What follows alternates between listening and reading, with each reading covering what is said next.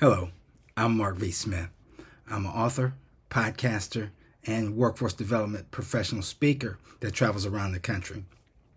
But what I want to talk about is something that I believe is really dear to all of us that we experience, and that's something called change. What do I mean by change? There's that old saying that change is inevitable, but growth is optional.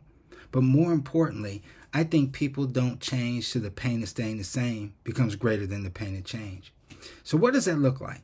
That looks like us actually taking a step back and getting out of our comfort zone. Yes, our comfort zone. Finally, sometimes we have to get pushed to certain levels to make us grow. And change is not about negativity all the time. Change is about growing to be the best that you could be. But there's three things that change always encompasses from my perspective. Number one, change is hard at first. What do I mean? Man, making the decision, making the choice to change sometimes can be somewhat unnerving. But once you make that choice, you have to do something else. You have to make the commitment. Inky Johnson once said that commitment is staying loyal to what you said you wanted to do long after the mood you set it in left you. And the last one is making the commitment. Wow. Sometimes it's tough to make that commitment to change because we have something that gets into our way or something that gets to us, and it's called life. Many times we allow, and notice I said we allow life to dictate if we're going to be consistent with things, if we're going to make a commitment to things, and we're going to make a choice to doing things, which gives us that change. As I said before, we become creatures of comfort. The second component of change is, I said it's hard at first, but guess what? It gets downright messy in the middle. Why? Because again, we think about what could be and what we are potentially giving up. We're thinking about some of the things that we want to go back to because we were comfortable with it and not allowing some of the things that will allow us to grow to sit there. We go back and start to revisit some of the messy things that we invoke upon ourselves. I always say that you have to identify who's in your circle versus who's in your cage.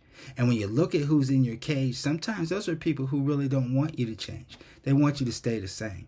But again, that's something that you can and always should work on as you continue to move into your next level. The last element of change is change is rewarding at its conclusion. I've always heard that we are, for all intents and purposes, we are all 99. Let me say that again. We're 100% able to get through any and everything that we go through. The result may not be what we want, but the ability to get through those is actually what we get through. If you're listening, if you're looking, if you're breathing, you got through a challenge. So it is rewarding in the end. So what are you taking from those elements or those steps that you've gone through for the end of change, right? We said that it was hard at first, messy in the middle, but rewarding at its conclusion. So at the end of the conclusion, you don't think about all that you gave up. You think about what's in your future for right now. And that is what we really need to focus on. How are we going to get from those two small steps, from maybe being hard at first, messy in the middle, to a point to where it's truly going to be rewarding at its conclusion? I implore you to listen to this message, break down this topic, and then listen as I have the solution to walk you right through each one of them.